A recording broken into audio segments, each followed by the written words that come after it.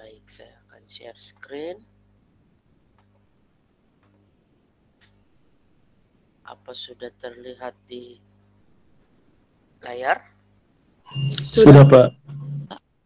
Baik. Jadi kita masih membahas terkait ukuran penyebaran. Hanya saja di pertemuan 9 ini fokus kita ke data yang dikelompokkan. Ya, yang akan kita bahas nanti mulai dari range, deviasi rata-rata, variasi dan standar deviasi, serta ada tambahan ya materi terkait koefisien relatif. Jadi koefisien relatif ini juga menjadi salah satu alat pengukuran ya, baik itu untuk data yang dikelompokkan maupun juga untuk data yang tidak dikelompokkan. Oke, kita langsung saja untuk bahas yang pertama terkait range. Jadi range untuk data yang dikelompokkan ya, atau data yang sudah berbentuk distribusi frekuensi ini adalah selisih antara batas kelas atas dari kelas tertinggi dengan batas kelas terendah dari kelas yang paling bawah, seperti itu, atau kelas terendah. Sehingga rumusnya R atau range sama dengan batas kelas atas dari kelas yang paling tinggi dikurangi dengan batas kelas bawah dari kelas yang paling rendah. Sedikit berbeda ya kalau untuk data yang tidak dikelompokkan, yaitu nilai tertinggi dikurangi dengan nilai terendah. Tapi kalau untuk data yang berkelompok atau data yang sudah dibuatkan distribusi frekuensi, maka di situ kita menggunakan batas kelasnya. Oke, sekarang kita simulasi soal ya untuk range ini dengan data yang kita ambil dari data Pak Umbu ya.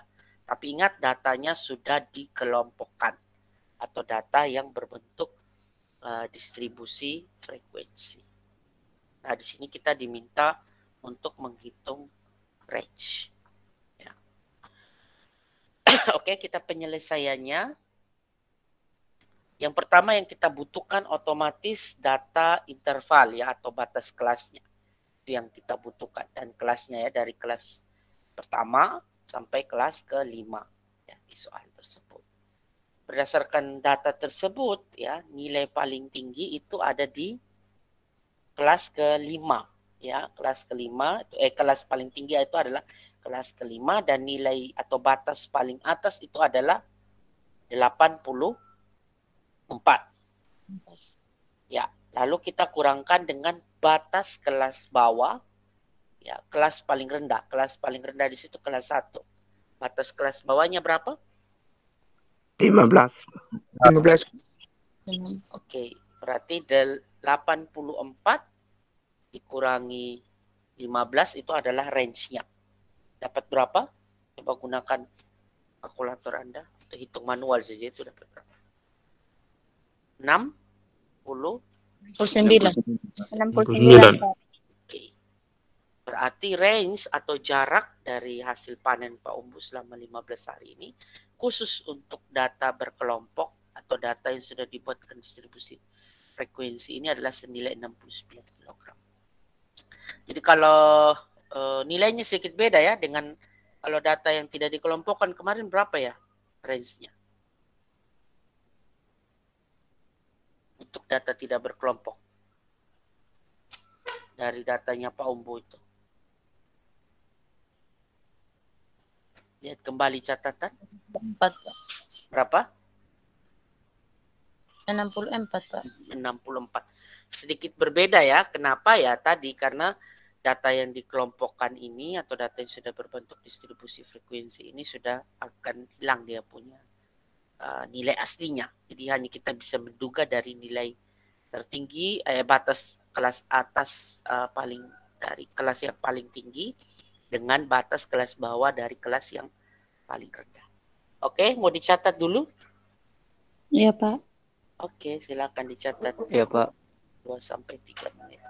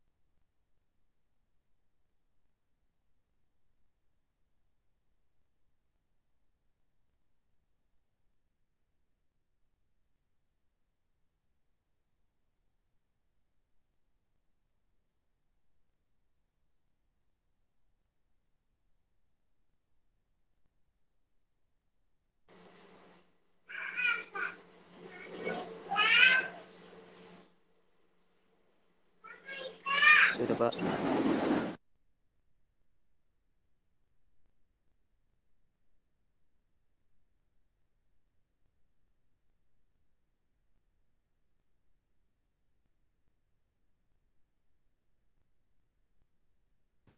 Oke, sudah ya?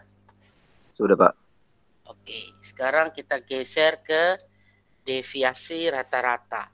Nah, untuk deviasi rata-rata ini, ya, untuk data yang berkelompok ya, itu rumusnya kalau kita lihat mirip dengan rumus untuk data tidak berkelompok. Hanya saja yang membedakan di sini nanti dikali dengan F dulu, ya. Dan X ini bukan nilai dari setiap data, tapi melainkan dari nilai tengah kelas. Ya, jadi MD atau deviasi rata-rata itu rumusnya sama dengan sigma F tanda mutlak atau diberi tanda mutlak untuk X kurang X bar dibagi dengan N. Di mana X itu adalah nilai tengah kelas, X bar adalah rata-rata hitung, ya. Ada tambah nanti di situ F ya. F itu adalah frekuensi, ya. Frekuensi dari setiap kelas nanti kita kali dan N itu adalah jumlah frekuensinya atau total frekuensi. Nah, berdasarkan rumus ini kita coba simulasi untuk data hasil pertanian atau panen dari Pak Umbu, tapi yang sudah dikelompokkan atau sudah dibuatkan distribusi frekuensi. Kita diminta untuk menghitung deviasi rata-ratanya. Oke, penyelesaian. Pertama sekali kita membutuhkan data ini ya, mulai dari kelas, interval, frekuensi, dan juga nilai tengah kelas. Ya. Kemudian berdasarkan soal tersebut, maka penilai tengah kelas kita sudah ketahui, frekuensi kita sudah ketahui, N kita sudah ketahui. Hanya saja yang belum kita ketahui rata-rata. Nah, oleh karena itu langkah pertama kita cari dulu rata-rata. Saya pikir rata-rata ini juga sudah diterangkan di penjelasan sebelumnya ya. Jadi kita nanti akan kali dulu dari frekuensi, kita kali dengan nilai tengah kelas ya. Jadi di sini 1 kali 21,5, 3 kali 33,5 dan seterusnya. Nah, kemudian setelah kita kalikan antara frekuensi dengan nilai tengah kelas, lalu kita jumlah. Ya, kita dapat di situ 742,5. Nah, hasil penjumlahan ini kita bagi dengan 15. Sehingga rata-ratanya kita dapat 49,5. Nah, sekarang masuk di bagian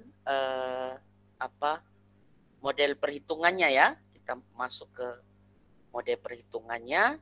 Kita kurangkan antara X dengan X bar. Berarti coba di situ Anda kurangkan antara setiap nilai tengah kelas dari kelas pertama ini. Misalnya di sini contohnya 21,5 kita kurangkan dengan 49,5. Dapat berapa?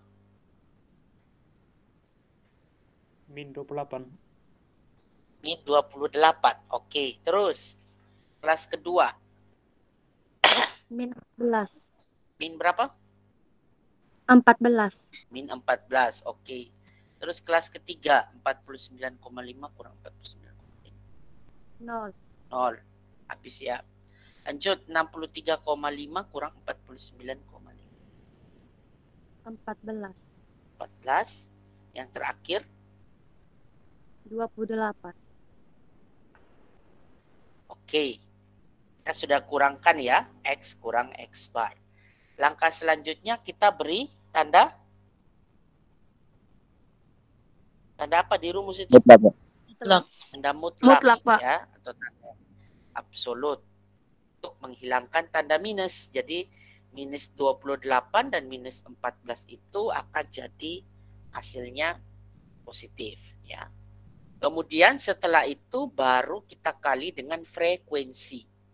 Jadi nanti 28 kali 1. Coba ini Jadi X kurang X bar yang sudah diberi tanda mutlak ini kita kali dengan frekuensinya.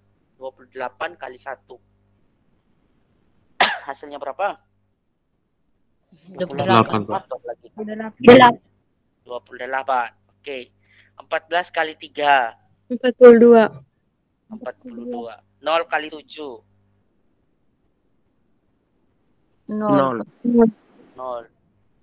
14 kali 3. 42. Ya, Pak.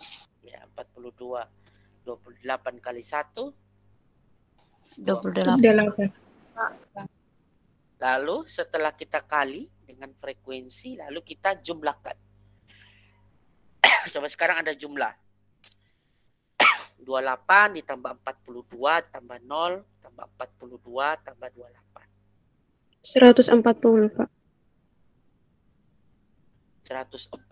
Lalu dirumus dibagi N ya. Dibagi 15. Hasil penjumlahan 9,333. 9,33333. Oke.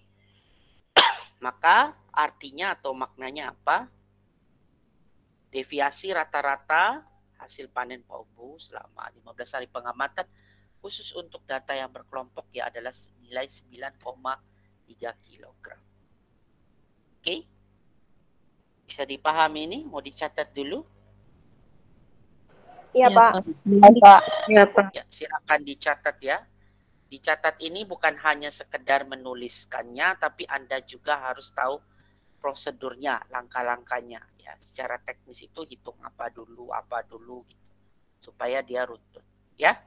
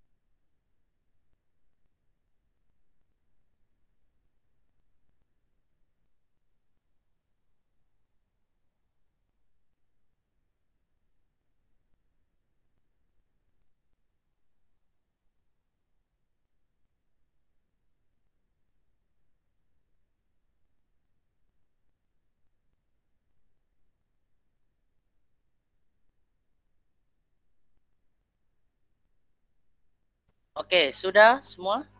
Catat? Sudah, Pak. Sudah, Pak. Sudah, Ya? Sudah, Pak. Oke.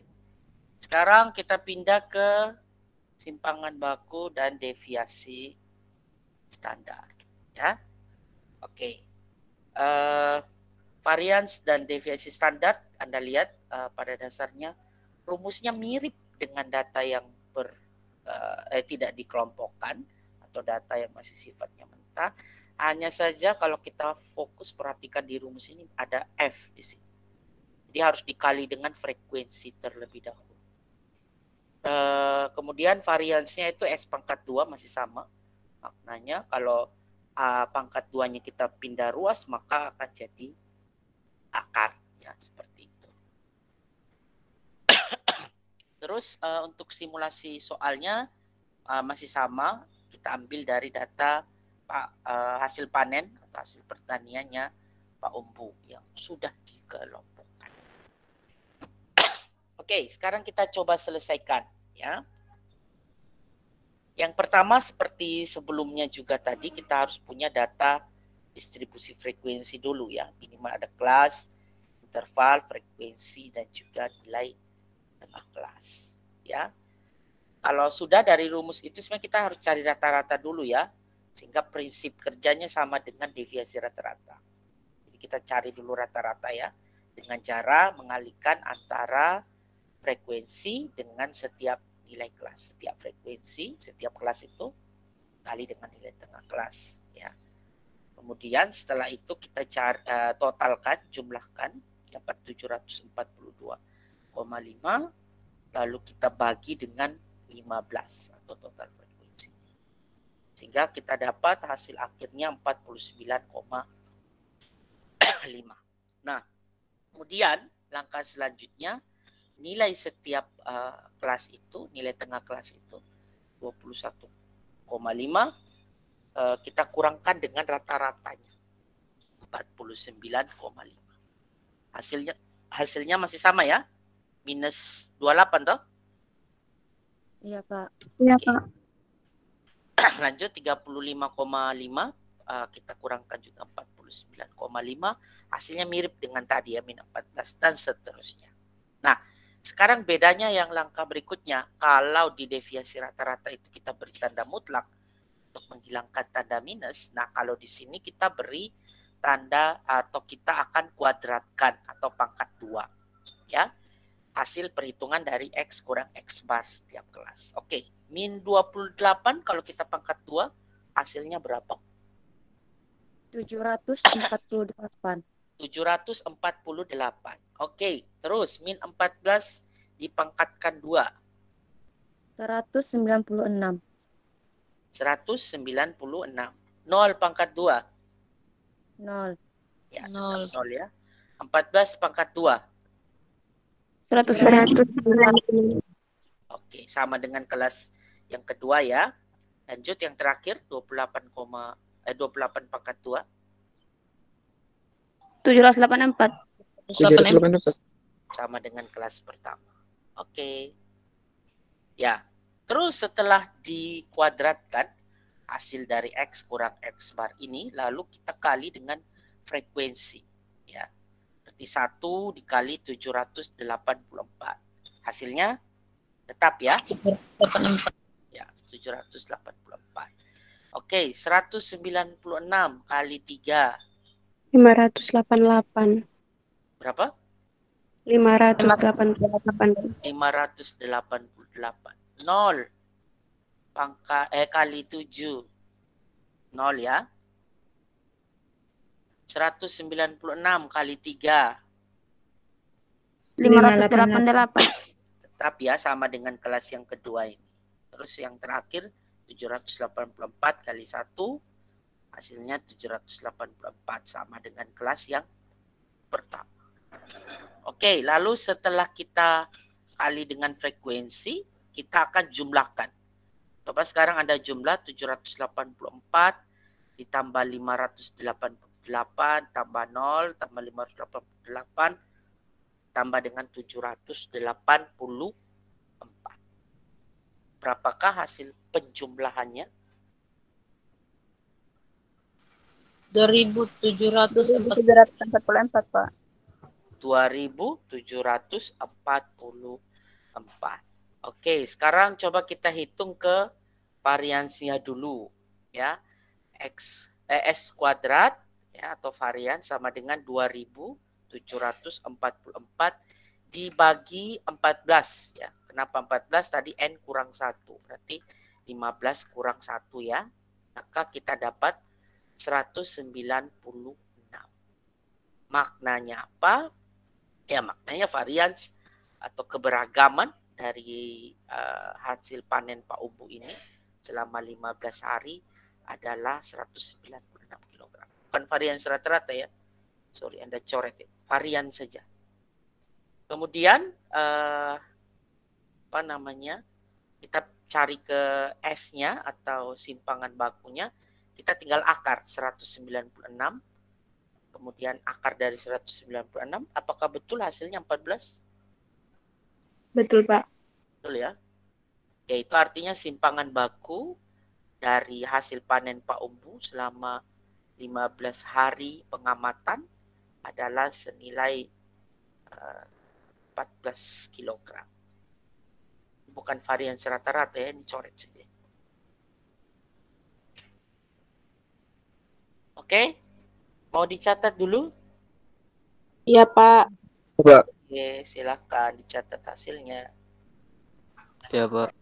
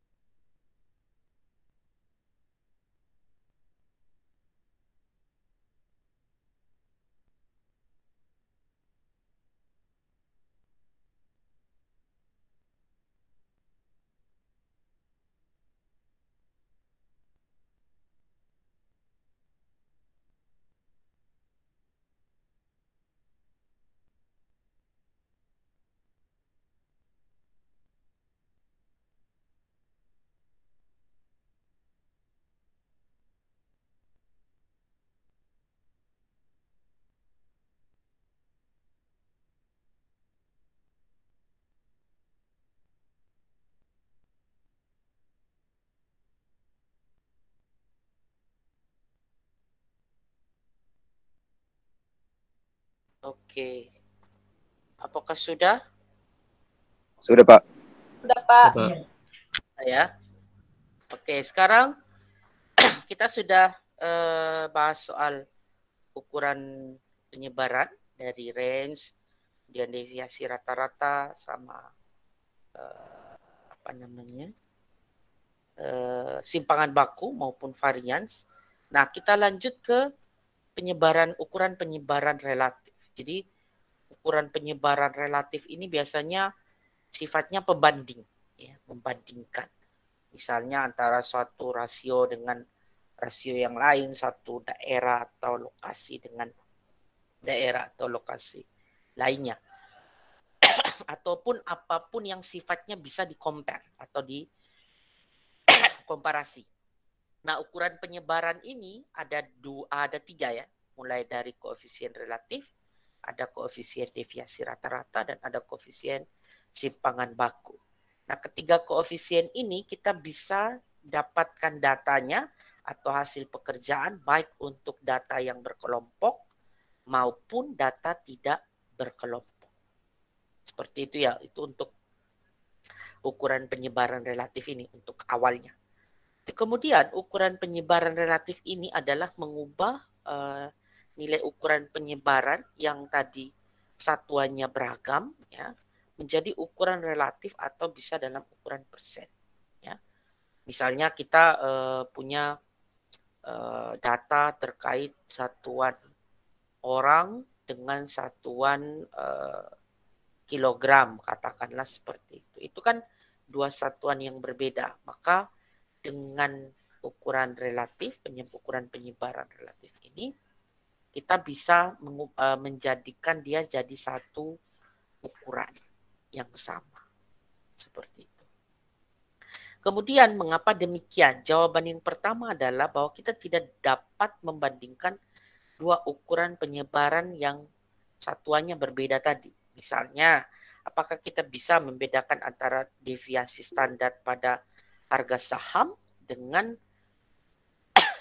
pertumbuhan ekonomi? Itu kan dua satuan yang berbeda. Harga saham biasanya dalam rupiah per lembar saham, sedangkan deviasi standar pertumbuhan ekonomi itu dalam persen atau dalam berapa kali seperti itu. Nah, itu kan dua satuan yang berbeda. Kalau kita mau cari tahu perbandingannya, kita tidak bisa dengan hanya menghitung deviasi rata-rata atau simpangan bakunya saja seperti itu.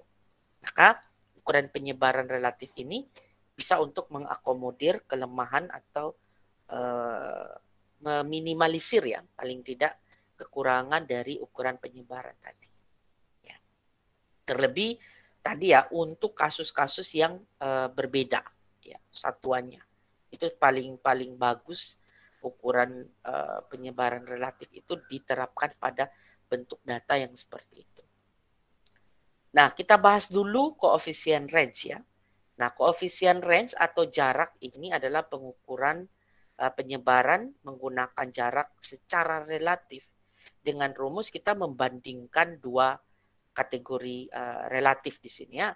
Jadi koefisien range ini kita pakai rumus LA kurang LB dibagi LA kurang LB, di mana LA itu adalah nilai tertinggi suatu range kita kurangkan dengan nilai terendah LB atau nilai terendah suatu range. Nah, di sini antara range-nya itu mau data berkelompok atau data tidak berkelompok sama saja ya. Kemudian kita kali 100%.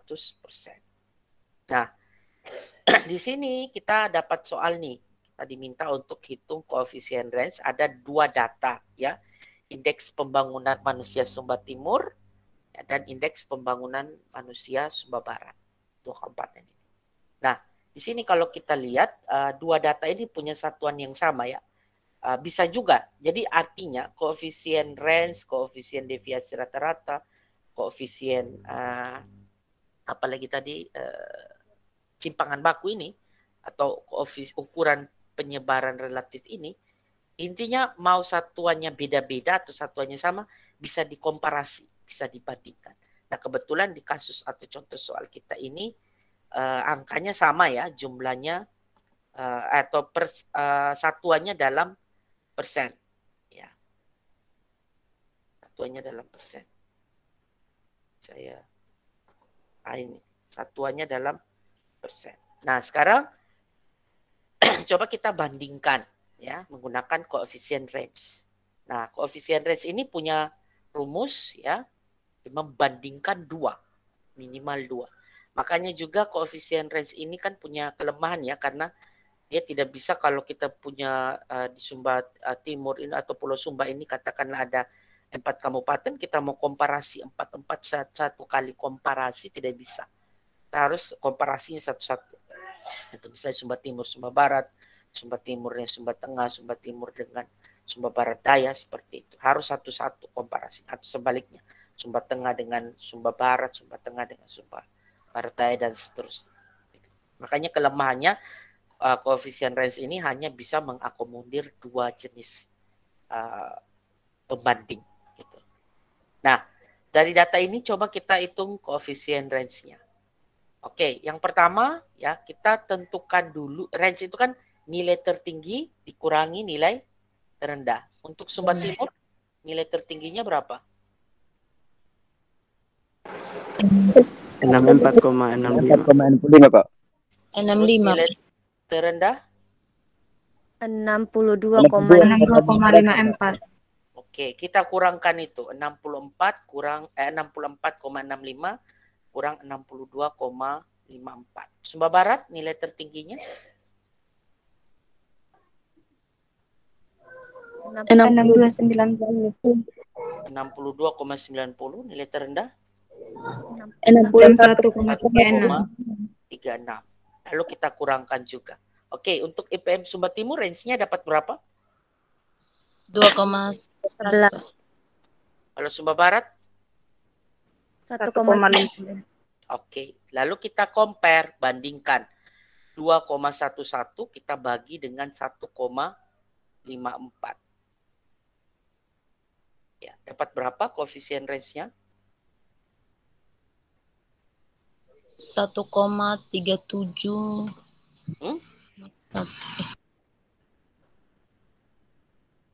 Dibagi 1,3701298 seterusnya. 1,370 129,870. Oke. Dikali 100%. 137 ya, 0,013 kita pembulatan saja karena sudah di hasil akhir. Hingga koefisien range indeks pembangunan manusia Sumba Timur terhadap indeks pembangunan manusia Kabupaten Sumba Barat adalah senilai 137,013%. Nah, seperti itu. Jadi koefisien range itu kita bisa compare apa saja. Ya, kasus kita ini sama ya, tapi sekali lagi saya bilang tadi, dia koefisien range ini bisa untuk membandingkan 2 data yang misalnya tadi saya bilang harga saham dengan pertumbuhan ekonomi. Atau misalnya Anda mau tahu misalnya di konteksnya kita misalnya jumlah konsumen dengan presentasi kepuasan konsumennya itu bisa juga dikomparasi. Dan di statistik itu juga koefisien relatif ini juga penting ya supaya kita bisa tahu pembandingan. Tapi itu tadi ya sisi kelemahannya dia hanya bisa mengakomodir 2 data saja, 2 pembanding saja. Oke, mau dicatat dulu? Mau, Pak. Oke, silakan dicatat.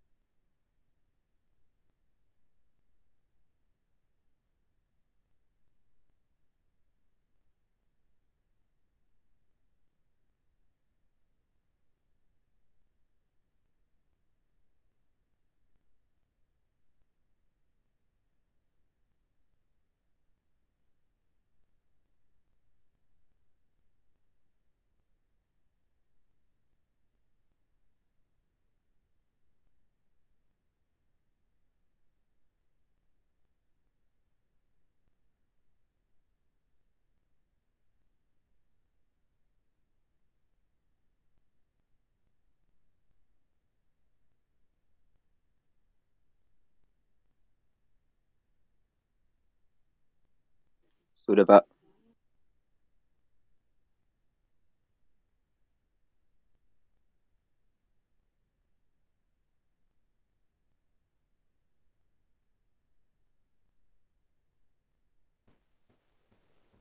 Oke, baik. Kita lanjut ke deviasi koefisien deviasi rata-rata ya. Kalau tadi membandingkan dua range, kalau koefisien deviasi rata-rata itu membandingkan antara deviasi rata-rata dengan X bar. Sehingga koefisien deviasi rata-rata itu adalah ukuran penyebaran yang menggunakan deviasi rata-rata relatif terhadap nilai rata-ratanya. Jadi kita mau tahu seberapa jauh nilai deviasi rata-rata ketika kita bandingkan dengan nilai rata-rata. Atau presentasi dari deviasi rata-rata terhadap nilai rata-ratanya. Rumus KMD atau koefisien deviasi rata-rata sama dengan deviasi rata-rata atau MD dibagi dengan rata-rata atau X bar dikali 100%. Oke, kita masuk ke soal masih sama indeks pembangunan manusia. Ini saya kasih satu contoh saja, tapi Anda bisa hitung juga untuk data yang lain ya. Mau IPM-nya Sumba Barat, Sumba Barat Daya, dan seterusnya bisa. Nah, di sini kita penyelesaian. Pertama kita butuh data tadi, ya.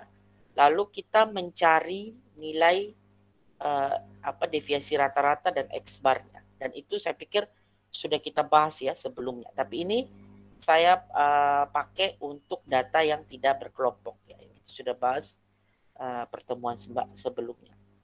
Coba Anda lihat kembali ya catatan Anda, berapa nilai MD atau deviasi rata-rata dari yang kita hitung indeks pembangunan manusia.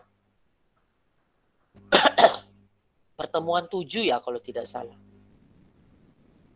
Coba cek kembali catatannya. 0,77 Pak. 0,77 Pak. X bar-nya berapa? Rata-rata 63, 65, Pak. 65,65. Oke. Ya. Ya, sekarang coba kita masukkan ke rumus KMD sama dengan 0,77 atau MD-nya tadi dibagi dengan 63,65 dikali 100%. Oke, selesaikan dulu, dibagi dulu 0,77 dibagi 63,65.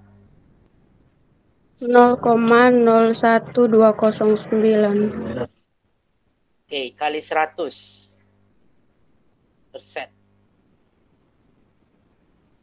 1,20974. Oke. Artinya apa? Artinya koefisien deviasi rata-rata indeks pembangunan manusia atau membandingkan tadi ya, deviasi rata-rata terhadap nilai rata-ratanya adalah senilai 1,20%. Oke, silahkan dicatat.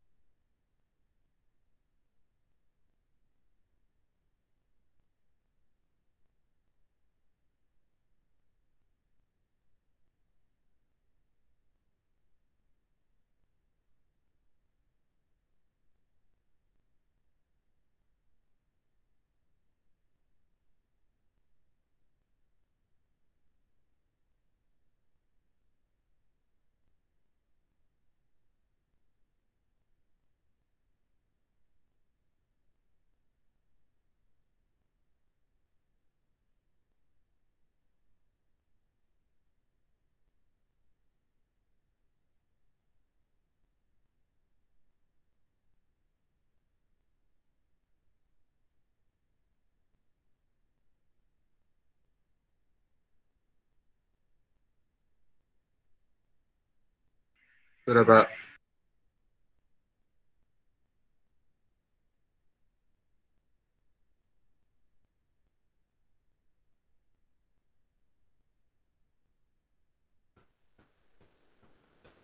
Oke, sekarang kita bergeser ke koefisien simpangan baku. Prinsip perhitungannya, langkah-langkah perhitungannya itu mirip dengan koefisien deviasi rata-rata. Kalau koefisien deviasi rata-rata membandingkan antara deviasi rata-rata dengan rata-ratanya, kalau koefisien simpangan baku itu membandingkan antara simpangan baku dengan rata-rata. Koefisien simpangan baku itu adalah ukuran penyebaran yang menggunakan standar deviasi relatif terhadap nilai rata-rata yang dinyatakan sebagai persentase. Sehingga rumusnya adalah KSD sama dengan S simpangan baku dibagi X bar atau rata-rata dikali dengan 100%. Ini rumusnya. Kemudian soalnya masih sama. Sekarang coba kita menghitung koefisien simpangan baku dari indeks pembangunan manusia ya Kabupaten Sumba Timur. Oke, kita punya data tadi ya. Saya bilang ingat lagi ya catatan Anda yang pertemuan 7 terkait deviasi rata-rata. Itu kemarin datanya bukan deviasi rata-rata ya, salah. Simpangan baku. S. Simpangan baku untuk data IPM Kabupaten Sumba Timur kemarin berapa? Yang sudah dihitung? Catatan pertemuan 7. 0,95, Pak. 0,95. Oke, rata-ratanya? Rata-ratanya berapa? 63,65. Oke. Kita masukkan ke rumus KSD sama dengan 0,95 dibagi 63,65 kali 100%. Nah, 0,95 dibagi 63,65 dapat berapa?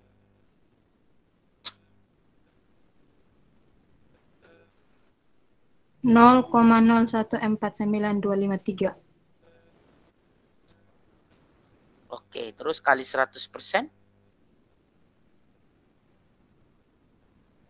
1,49253. Persen. Oke, itu maknanya apa? Maknanya adalah koefisien simpangan baku indeks pembangunan manusia Kabupaten Sumba Timur adalah senilai 1,49%. Padahal saya ganti dulu ini. S ya.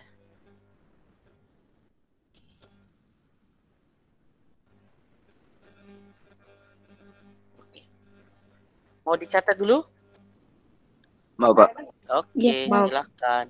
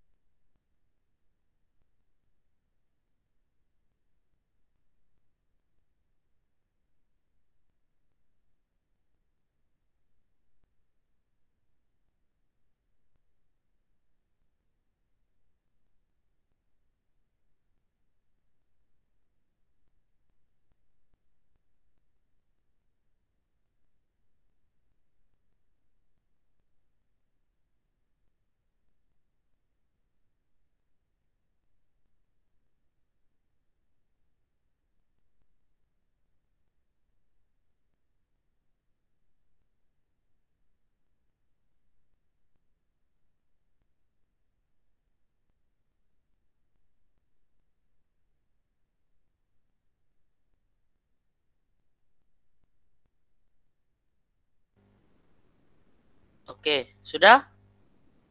Sudah, Sudah, Pak. Pak. Sudah, Pak. Oke, baik.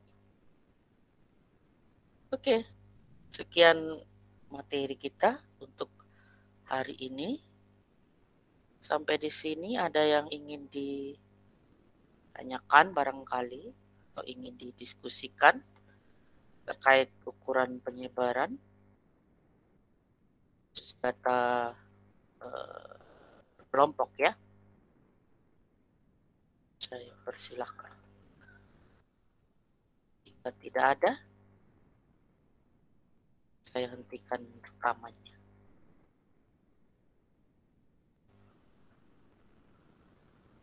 Oke, tidak ada. Baik. Tidak ada, Pak. Oke.